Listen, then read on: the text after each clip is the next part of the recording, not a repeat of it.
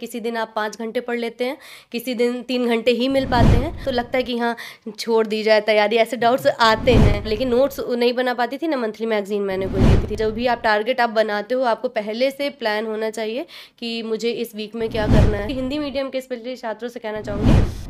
Hello दोस्तों, नमस्कार। मेरा नाम अभिभांशु। स्वागत है आप सभी का हमारे एक और नए वीडियो में। दोस्तों, जैसा कि आप लोग को पता ही है, यूपी पीसीएस का रिजल्ट आए कुछ टाइम हो गया है, तो अभी हम सिलेक्टेड कैंडिडेट्स का इंटरव्यू कर रहे हैं। तो आप लोग की काफ़ी ज़्यादा कमेंट्स आ रहे थे कि एसडीएम निधि पटेल मैम का वीडियो कीजिए। तो आज फाइनली हमारे साथ मैम है, तो मैम से आज के इस वीडियो में पूरी जर्नी जानेंगे, साथ साथ पेपर वाइज क्या स्ट्रेटजी होनी चाहिए, क्योंकि मैम का माध्यम हिंदी रहा है। तो पेपर वाइज जो भी स्ट्रेटजी होनी चाहिए वो आज मैम से हम जानेंगे। और उसके पहले आप लोग को बता दें, मैम का सिलेक्शन यूपी पीसीएस 2022 में 15वीं रैंक के साथ हुआ और हिंदी माध्यम में दूसरी रैंक है मैम की। तो आप लोग वीडियो में अंत तक बने रहिएगा। चैनल पर पहली बार है, चैनल को सब्सक्राइब कर नोटिफिकेशन बेल को प्रेस कर दीजिएगा, ताकि हमारे वीडियो की रेगुलर अपडेट आप सभी को सबसे पहले मिलती रहे। मैम, हमारे व्यूअर्स जो वीडियो देख रहे हैं, हमारी तरफ से आपको बहुत बहुत बधाई। धन्यवाद, बहुत बहुत धन्यवाद। मैम, हम जानना चाहेंगे कि आपका एजुकेशनल बैकग्राउंड क्या रहा, क्या पढ़ाई आपकी रही? जी, मेरी 12वीं तक की पढ़ाई मेरे गृह जनपद फ़तेहपुर से मैंने कंप्लीट करी है। और उसके बाद बीएससी किया है मैंने 2016 में यूविंग क्रिश्चियन कॉलेज प्रयागराज से मेरा पूर्ण हुआ है। और उसके बाद मैंने 2 वर्ष का अपना बीटीसी का अपना कोर्स कंप्लीट किया है और वर्तमान में मैं बेसिक शिक्षा विभाग में सहायक अध्यापिका के पद पर कार्यरत हूँ और साथ में मेरी तैयारी चल रही थी। तो क्या मतलब यही टीचिंग लाइन में पहले का मतलब वो था, या फिर आपका पहले से ये था कि नहीं आगे एसडीएम या कुछ और बनना है? नहीं, ये चीज़ तो जब मैंने बीटीसी कर रही थी तब भी मैंने ये चीज़ प्लान करी थी कि मैं इसको कंप्लीट करने के बाद अपना तैयारी करूँगी, क्योंकि कहीं न कहीं ये जर्नी जो ऐसे रहती है थोड़ा टाइम टेकिंग रहती है। तो एक रहता है कि जब आप पहले थोड़ा अपने पैरों पर खड़े हो जाते हैं जब आपको, तो आप थोड़ा ज़्यादा शायद फ्रीली ये तैयारी कर पाते हैं। तो बस यही प्लान था। बाकी हाँ, मेरा टीचिंग में मुझे इंटरेस्ट था। इसके अलावा मतलब इस सर्विस के अलावा और अगर कोई भी क्षेत्र था तो मैं मतलब टीचिंग में मैं अपना बेहतर कर पाती। पीसीएस के लिए आपने अभी तक कितने अटेम्प्ट्स दिए? ये मेरा दूसरा अटेम्प्ट था। और माध्यम क्या रहा? हिंदी मीडियम था। हिंदी मीडियम। तो हम यही जानना चाहेंगे, क्योंकि काफ़ी सारे स्टूडेंट का यही क्वेश्चन होगा कि आप ऑलरेडी जॉब कर रही थी, कहीं ना कहीं जो टीचिंग की जॉब होती है 10 से 5, यानी काफ़ी शेड्यूल तो बिजी ही रहता है, ये मान के चलिए। तो आप किस तरीके से अपना टाइम मैनेज करती थी, पढ़ाई के लिए कैसे टाइम निकालती थी? देखिए, बात तो सही है, जॉब के साथ किसी भी जॉब में टाइम मैनेजमेंट का इशू होता है। तो बस मेरा यही रहता था कि मैं अपने वीकली टारगेट्स बनाती थी, क्योंकि डेली टारगेट आप मुझे लगता है जॉब के साथ नहीं बना सकते, क्योंकि किसी दिन आप पढ़ पाते हैं और किसी दिन नहीं पढ़ पाते। किसी दिन आप 5 घंटे पढ़ लेते हैं, किसी दिन 3 घंटे ही मिल पाते हैं। तो डेली का टारगेट नहीं बन पाता है। मेरा वीकली टारगेट रहता था कि इस वीक में मुझे ये चीज़ कंप्लीट करनी है। तो वो चीज़ अगर किसी एक दिन नहीं भी पढ़ाई हो पाई है तो मुझे ये पता रहता था कि इसको अगले दिन कवर कर लेना है। तो मेरे वीकली टारगेट्स रहते थे हर सब्जेक्ट के कि ये सब्जेक्ट मुझे 2 हफ्ते 3 हफ्ते में ये चीज़ मुझे रिवाइज करनी है। तो उसी हिसाब से मैं अपना टाइम मैनेजमेंट करती थी। स्कूल के बाद आके थोड़ी देर रेस्ट करने के बाद शाम से मैं अपना पढ़ाई स्टार्ट करती थी। तो आपने जब शुरुआत में अपनी तैयारी स्टार्ट की थी, तो मतलब कहीं कोचिंग का सहारा लिया था, या किस तरीके से आपकी गाइडेंस रही है? जब मैंने अपना कोर्स कंप्लीट कर लिया था बीटीसी का, तो उसके बाद मेरे पास कुछ समय था ज्वाइनिंग में। तो उस बीच में मैंने एक कोचिंग में एडमिशन लिया था और मैं 2-3 महीने वहाँ पढ़ी थी। मैंने अपना हिस्ट्री और ज्योग्राफी ये सब कोर सब्जेक्ट वहाँ कंप्लीट किए। उसका 3 महीने के बाद मैं वापस घर आई और मेरी ज्वाइनिंग यहाँ पर हो गई। और उसके बाद मैं अपना जो मटेरियल मुझे मिला था वो मटेरियल और ऑनलाइन सोर्सेज के माध्यम से फिर मैंने अपनी पढ़ाई कंटिन्यू करी। ऑनलाइन सोर्सेज में आपने किन किन सोर्सेज का यूज़ किया था? ऑनलाइन सोर्सेज में एक क्रैश कोर्स मैंने प्रीलिम्स के बाद क्रैश कोर्स लिया था, चूँकि मेरा बीच में गैप हो गया था काफ़ी। तो एक होता है चीज़ें आप अच्छे से आपने पढ़ बहुत कुछ लिया लेकिन आप रिवाइज़ करने में आपको थोड़ा प्रॉब्लम हो रहा है, तो वो crash course UPSC Hindi channel का मैंने क्रैश कोर्स लिया था। और उससे मुझे रिवीजन में और एक क्वेश्चन आंसर फॉर्मेट में चीज़ें समझने में वहाँ से हेल्प हुई। और मेरा ऑप्शनल हिंदी लिटरेचर था, तो उसके लिए मैंने हिंदी नीडिंग टेलीग्राम चैनल पे एक मेंटरशिप ज्वाइन करी थी, तो उसमें क्वेश्चन आंसर का वहाँ से मैं हेल्प लेती थी। मैम, जैसे कि बहुत सारे स्टूडेंट जब अपनी तैयारी स्टार्ट करते हैं, मान लीजिए कहीं जॉब नहीं लगी रहती है, पहली बार तैयारी में आते हैं, तो कहीं ना कहीं एक डर रहता है कि हम इतनी बड़ी तैयारी में एंटर कर रहे हैं, पता नहीं हमारा होगा कि नहीं होगा। और आप तो ऑलरेडी एक जॉब में थी, तो कहीं ना कहीं आपके मन में ऐसा आता रहा होगा कि हम तो जॉब कर ही रहे हैं, वहाँ जी जाने जी। की क्या ज़रूरत। हाँ, ये बात तो सही है क्योंकि सच में कहीं न कहीं ये तो डाउट रहता है कि हर दूसरे तीसरे दिन ये चीज़ लगती है कि शायद नहीं चीज़ें हो पाएँगी, नहीं हो पाएगा जैसा हम चाहते थे, जैसा हम प्लानिंग सोच के चलते थे वो वैसा वर्क नहीं हो रहा है। तो लगता है कि हाँ, छोड़ दी जाए तैयारी, ऐसे डाउट्स आते हैं। लेकिन हाँ, ये बात सही है कि जब आप उन डाउट्स को पार करके जब आप आगे बढ़ते हो तो वो आपको सक्सेस की तरफ ले जाती है। तो मेरा भी ये चीज़ थी कि हाँ, कभी-कभी मैं भी परेशान हो जाती थी कि मुझे टाइम नहीं मिल पाता है उतना, मेरी चीज़ें उतनी कवर नहीं हो पा रही हैं, तो ये तो रहता था। फिर लेकिन बस ये था कि हाँ, जब तक यही सोचा था कि जब तक मेरे पास मौका है और मैं अपनी हाँ, मैं पीछे नहीं हटूँगी। अगर मैंने एक बार तैयारी शुरू करी है, तो जब तक मेरे पास है टाइम और मौका है, तो मैं आगे बढ़ूँगी इसमें। हम जानना चाहेंगे कि आप जैसे कि आपका प्री का और मेंस का आप टॉपिक वाइज मतलब बताइए कि क्या स्ट्रेटजी आपकी रही और उसके लिए आपने क्या क्या बुक लिस्ट वगैरह फॉलो की थी। पहले प्री से स्टार्ट करिएगा। प्रीलिम्स में देखिए सबसे पहली चीज़ तो ये होता है कि आप प्रीवियस ईयर क्वेश्चंस का एक आप ट्रेंड एनालिसिस कर लीजिए कि आपको उसमें कैसे भले आप पढ़ाई ये चीज़ और ये जो चीज़ है ये आप तैयारी शुरू करने के पहले ही करिए, भले आपको नहीं उसमें से सॉल्व नहीं करना है वहाँ पे आपको, लेकिन जब तैयारी शुरू करते हैं तो आपको ये ज़रूर पता होना चाहिए कि मैं जो चीज़ पढ़ने जा रहा हूँ, जो सब्जेक्ट मैं पढ़ने जा रहा हूँ, जा रही हूँ, तो उसमें से क्वेश्चंस आता कैसे है। तो आप एक बार पूरा प्रीवियस ईयर क्वेश्चंस 5-6 साल का कम से कम गो थ्रू कर लीजिए। फिर आप जब पढ़ाई शुरू करते हैं तो आप पढ़ते टाइम उसको रिलेट कर पाते हैं कि मैंने ये जो चीज़ पढ़ी है यहाँ से कैसा क्वेश्चन पूछा गया था या कैसा क्वेश्चन आ सकता है। तो प्रीवियस ईयर क्वेश्चन से बहुत हेल्प मिलती है। तो उसके लिए आप घटना चक्र पूर्वावलोकन की सीरीज़ आती हैं हर सब्जेक्ट की, तो वो मैंने देखी हुई थी और मैं सबको सजेस्ट करूँगी कि वो चीज़ आपको, क्योंकि वहाँ पर एक ही जगह आपको सारी चीज़ें मिल जाती हैं प्रीवियस ईयर की। और उसके बाद जो मेन जो बुक रही हैं, तो हिस्ट्री के लिए प्रीलिम्स में दृष्टि का जो नोटबुक था वो, और एक अनअकैडमी में वो सर पढ़ाते हैं, शायद शेखर सर हैं, तो उनका प्रीलिम्स के लिए मुझे उनकी कुछ वीडियोस मिली थी, तो मैंने वो उससे कुछ टॉपिक कवर किए थे।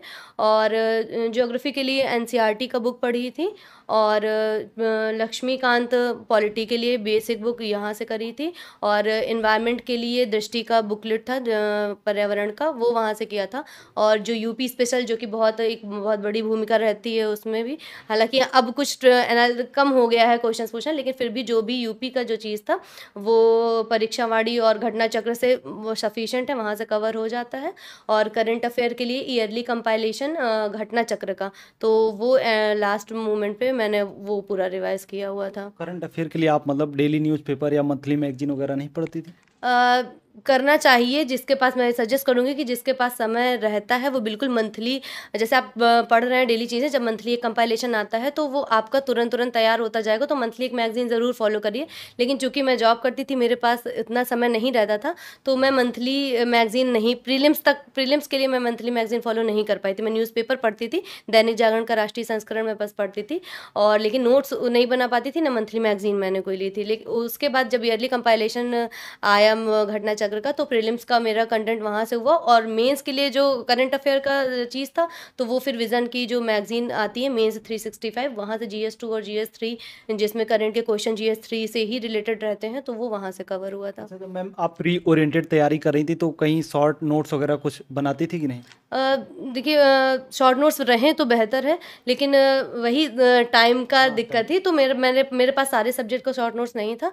सिर्फ जैसे ज्योग्राफी में है कुछ टॉपिक, जैसे छोटे छोटे बहुत सारे टॉपिक्स हैं, तो उन चीज़ों को आप बार बार बुक से रिवाइज नहीं कर सकते हैं, तो उसके शॉर्ट नोट्स मैंने बनाए हुए थे, जैसे समुद्री धाराएं या फिर लोकल इवेंट्स हैं और बाकी चीज़ें, तो ये सब छोटे छोटे शॉर्ट नोट्स इनका था। पॉलिटी में है तो जो कुछ चीज़ें लगती थी मुझे कि हाँ ये चीज़ें रिवाइज करनी चाहिए, जैसे किस स्टेट का कब फॉर्मेशन हुआ और उसका ईयरली वाइज आप उसको सीक्वेंस में लगे, तो इन चीज़ों का छोटा शॉर्ट नोट्स था, बाकी पूरे कंप्लीट शॉर्ट नोट्स नहीं थे मेरे पास।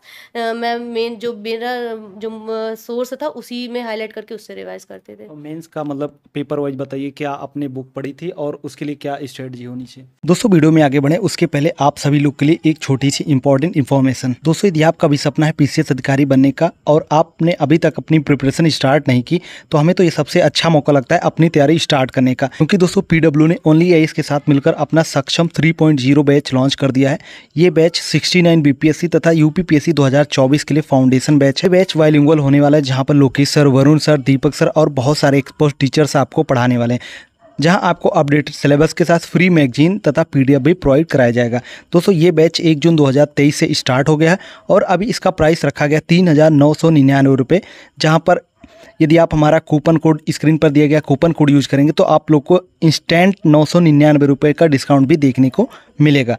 तो अब देर किस बात की दोस्तों, पीडब्ल्यू का लिंक वीडियो के डिस्क्रिप्शन बॉक्स में दिया गया है, जाइए और अपनी क्लासेज को ज्वाइन कीजिए। धन्यवाद। देखिए मेंस में GS1 तो उसके लिए मैंने बताया हिस्ट्री के लिए दृष्टि का बुक था, और ज्योग्राफी के लिए मेंस में मैंने पी महेश सर के नोट्स पढ़े थे और उससे हेल्प हुई थी। और बाकी चीज़ें जो भी रहती हैं जो हमें इंडिया वो वर्ल्ड हिस्ट्री वगैरह, तो वो भी दृष्टि का बुकलेट था, वहाँ से मैंने कवर किया था। बाकी चीज़ें जो सोसाइटी वाली रहती हैं तो वो विज़न का मैगज़ीन, और वहाँ से जो भी करंट के इश्यूज़ थे तो वो वहाँ से कवर किए थे। और GS पेपर जो 2 है उसमें जो पॉलिटी का सेक्शन था वो तो लक्ष्मीकांत बेसिक रहा है, और लेकिन जो घटना चक्र की जो बुक्स आती हैं तो उससे भी क्वेश्चन आंसर फॉर्मेट में वहाँ पे दिया होता है। मेंस के लिए वो अलग बुक आती हैं घटना चक्र की, तो उससे हेल्प मिली थी। और मेन जो डायनेमिक सबसे ज़्यादा डायनेमिक रहता है आपका GS पेपर 3। शुरुआत में मुझे लगता था कि ये बहुत डायनेमिक है, सबसे ज़्यादा तो इसी में प्रॉब्लम है और इसमें तो बहुत ही कम मार्क्स आएंगे, लेकिन जब वो चीज़ें जब धीरे धीरे समझ में आई तो कि फिर आपको स्टैटिक के साथ साथ वहाँ आपको अपना करंट का डेटा फैक्ट्स ये सब चीज़ें ऐड करनी होती हैं। तो विज़न की 365 जो मैंने बताया मैगज़ीन, जब वहाँ से मैंने अपने उस स्टैटिक सेक्शन में उससे करंट की चीज़ें ऐड करी, और जब मैं टेस्ट सीरीज़ लिखती थी तो मुझे उसका रिज़ल्ट वहाँ पे दिखता था कोचिंग में कि हाँ वो मेरे को हेल्प करी वहाँ पे। और GS पेपर 4 एथिक्स का जो था वो मैंने विकास सर के नोट से कंप्लीट किया है, और ऑप्शनल वो हिंदी लिटरेचर था तो वो भी मैंने विकास सर का नोट्स जो परचेज़ किया था उससे मैंने नोट्स से वो कवर किया है। और साथ में जो क्रैश कोर्स मैंने बताया कि जो एक शॉर्ट नोट्स था तो वो मैंने UPSC हिंदी चैनल से के माध्यम से किया। और बस मेन चीज़ जो रहती है आपकी आंसर राइटिंग की, तो उस पर आपको पढ़ने के साथ साथ उस पर बहुत वर्क करना चाहिए, क्योंकि जब तक आप उसमें अच्छे से प्रेजेंट नहीं कर पाते, आपको जितना भी नॉलेज हो वो चीज़ें आपको हेल्पफुल नहीं रहेंगी।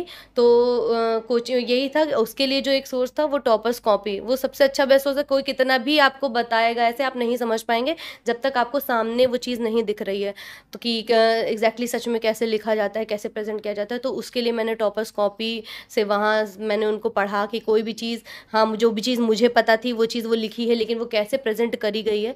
तो ये वहाँ से मुझे बहुत हेल्प मिली कि आप पूरा चीज़ आप पैराग्राफ में नहीं डाल सकते हैं, वो बहुत लंबा सेंटेंस भी हो जाता है और देखने में भी ऐसा एक उबाऊ लगता है वो पढ़ने में भी। तो आप जब प्रेजेंट अच्छे से करते हैं, आप कम शब्दों में अपनी ज़्यादा ज़्यादा बात कह पाते हैं। तो आंसर राइटिंग इसका बहुत वो है, और इसके लिए तो टेस्ट सीरीज़ बिल्कुल ज्वाइन करनी ही चाहिए, क्योंकि मुझे नहीं लगता कि अगर जैसे एक टेस्ट सीरीज़ आप घर पे बैठ के भी लिख सकते हो, लेकिन इवैल्यूएशन बहुत ज़रूरी होता है। जब तक आपको इवैल्यूएशन नहीं मिल रहा है उस चीज़ का, तो आप अपनी कमियां नहीं जान पाएंगे।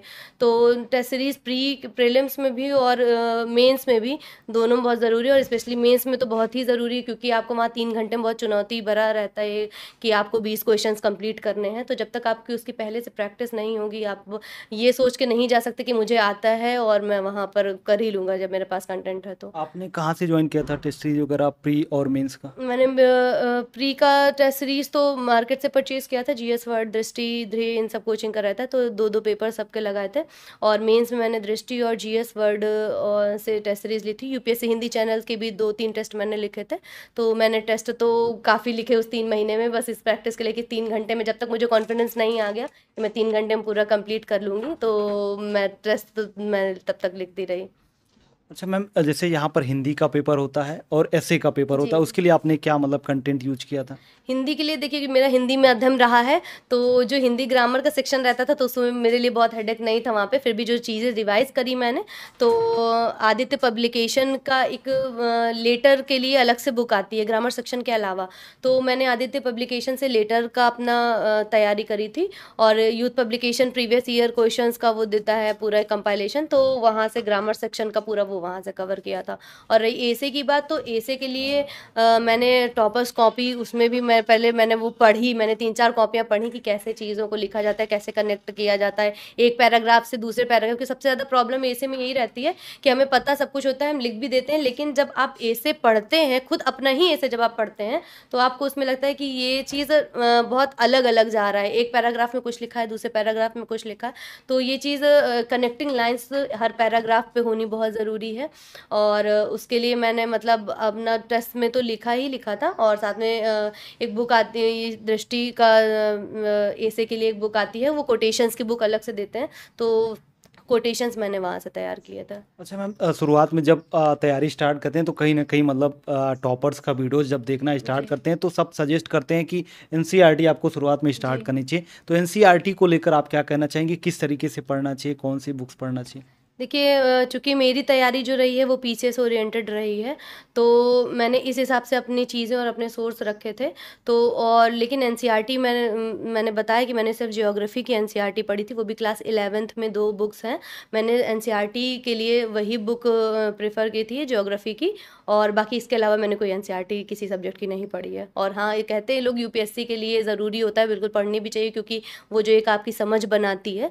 तो लेकिन चूँकि मेरे पास समय भी नहीं था और मुझे लगता है पीसीएस में उतनी नीड भी नहीं थी एनसीईआरटी की, तो मैंने सिर्फ ज्योग्राफी के अलावा और कोई एनसीईआरटी नहीं करी। अच्छा मैम, आपका टाइम मतलब कैसे आप टाइम आपका क्या शेड्यूल रहता था पढ़ाई करने का, कितना घंटा लगभग पढ़ाई होता था आपका? देखिए, मुझे मैक्सिमम 5 से 6 आवर्स इतना ही मैक्सिमम मिल पाता था, तो इसी में अपना एक पर डे मतलब 2 सब्जेक्ट्स मैं लेके चलती थी, क्योंकि एक सब्जेक्ट में क्या होता है, कभी-कभी आप बोर होने लगते हैं, तो थोड़ा-सा कोई दूसरा सब्जेक्ट मिल जाता है तो आपकी पढ़ाई ज़्यादा अच्छी रहती है। तो मैं 2 सब्जेक्ट लेके चलती थी, अपने वीकली टारगेट बनाती थी, पर डे अगर मुझे 6 घंटा पढ़ना है तो 3-3 घंटे में 2 सब्जेक्ट लेके चलती थी।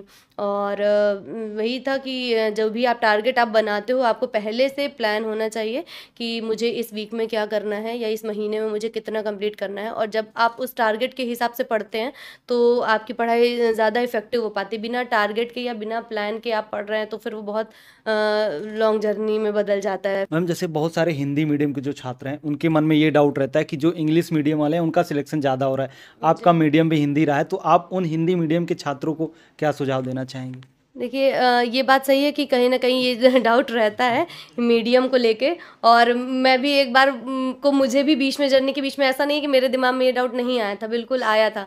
मैं भी जब देखती थी तो लगता था कि क्या गलत मैं कर रही हूँ? क्या मुझे अपना मीडियम चेंज कर लेना चाहिए? ऐसा मेरे दिमाग में भी क्वेश्चन आया। लेकिन मैंने 1 महीने पढ़ाई भी इवन करी इंग्लिश मीडियम के, कुछ वीडियोज़ मुझे यूट्यूब पर मिल गई, मैंने उसमें और देखा भी, अपना ज्योग्राफी मैंने पूरा इंग्लिश में भी पढ़ा हुआ है। लेकिन पढ़ने की एक बात तो मैंने पढ़ लिया, मुझे समझ में भी आया, सब कुछ सही था। लेकिन जब एक चीज़ होती है कि जो आपकी जो आपका जो मतलब आपका जो मूल है, जो आप नेचर है, ठीक है? जब आपका जो थिंकिंग प्रोसेस है, मेरा थिंकिंग प्रोसेस हिंदी में है, मैं उसमें ज़्यादा कंफर्टेबल हूँ, मैं पढ़ लूँगी इंग्लिश, मुझे समझ में भी आता है, सब कुछ सही है। लेकिन जो एक प्रेज़ेंट करने की बात होती है, तो अगर मेरा थॉट प्रोसेस अगर मेरा हिंदी है, तो मैं लिखने में हिंदी में ही कंफर्टेबल थी। मैंने पढ़ा तो 1 महीने, लेकिन जब मैंने अंतर किया दोनों में कि मैं किस में ज़्यादा अच्छा लिख पा रही हूँ, तो मुझे लगा कि हिंदी में ही ज़्यादा अच्छा लिख पा रही हूँ। तो हाँ, मीडियम का इशू सबके दिमाग में ये थोड़ा डाउट रहता है, लेकिन मैं बिल्कुल ये हिंदी मीडियम के स्पेशली छात्रों से कहना चाहूँगी कि मीडियम आपका हिंदी है, और अगर आपको ये विश्वास है कि आप इसी में ज़्यादा अच्छा कर पा रहे हैं, तो रिजल्ट या किसी भीड़ के उसमें मत चलिए कि ज़्यादा लोग इंग्लिश मीडियम के हैं तो मुझे चेंज कर देना चाहिए। अगर आप अपना बेस्ट हिंदी में दे पा रहे हो तो बिल्कुल आपको वही सक्सेस तक ले जाएगा। अगर शायद मैंने भी अगर इंग्लिश मीडियम में ऑप्ट कर लिया होता तो शायद अभी 1 साल मुझे और लग रहा होता, या मैं अपना उतना अच्छा नहीं लिख पाती वहाँ पर आंसर। तो बस आपका जो चीज़ है, आपका जो स्ट्रेंथ है, आप वो देखिए, मीडियम से फ़र्क नहीं पड़ता है मुझे लगता है। और मेन चीज़ प्रेजेंटेशन की होती है, कंटेंट की कमी नहीं है किसी भी मीडियम में। आजकल इतने ऑनलाइन सोर्सेज, मार्केट में सोर्सेज, हर चीज़ के सोर्सेज हिंदी में भी अवेलेबल हैं। बस आप ये देखिए कि आपको कमी शायद प्रेजेंटेशन की रह जाती होगी कि आप कैसे अच्छे से प्रेजेंट कर लेते हो। और स्पीड में मुझे थोड़ा लगता है कि हिंदी मीडियम के बच्चों को जब आप कॉपी में लिखते हैं, क्योंकि हम लोग को शिरोरेखा लगानी होती है, और तो स्पीड भी जब आप इंग्लिश में लिखते हैं तो आप पूरे उसमें लेटर्स ऐड जोड़ जोड़ के लिखते होते हैं, तो स्पीड, ये बात बिल्कुल सही है कि हिंदी में स्पीड ज़्यादा अच्छी होती है और जल्दी चीज़ें वो चीज़ ख़त्म हो जाती हैं लिखने में। तो उसके लिए बस ये है कि आप प्रैक्टिस करिए, मतलब विश्वास करिए, मतलब कि मेरा एक भी क्वेश्चन मेंस एग्जाम में नहीं छूटा था। जितने भी पेपर हुए मैं पूरा क्वेश्चन अटेम्प्ट करके, और बस उसका एक ही रास्ता है कि आप प्रैक्टिस। उसके अलावा आप बिना इस चीज़ में कि आपको मीडियम का क्या डाउट है, कुछ नहीं, बस सिर्फ आप प्रेजेंटेशन और प्रैक्टिस पे वर्क करिए। हिंदी मीडियम में भी सिलेक्शन है और देखते हैं इस बार दोनों रिजल्ट में पीसीएस का हो यूपीएससी का हो, दिखता है रिजल्ट वो, बस आपका जो मीडियम है आप उस पर विश्वास रखिए, अपना कंटेंट सीमित रखिए और बस आंसर राइटिंग प्रैक्टिस अच्छे से करिए। Okay, thank you so much ma'am, आपने हमारे व्यूअर्स को बहुत अच्छी गाइडेंस दी और भविष्य के लिए आपको बहुत सारी शुभकामनाएं। धन्यवाद। मैं इस माध्यम से मैं अपनी बात कह पाई और मैं आपका बहुत बहुत धन्यवाद कहना चाहूँगी। तो दोस्तों, आप लोग को आज का वीडियो कैसा लगा, आप लोग एक बार कमेंट करके जरूर बताएं। यदि आप लोग का कोई सजेशन या सुझाव होता है तो आप हमारे कमेंट बॉक्स में कमेंट करके बता सकते हैं। तो चलिए फिर मिलते हैं अपनी नेक्स्ट वीडियो में, तब तक के लिए जय हिंद, वंदे मातरम।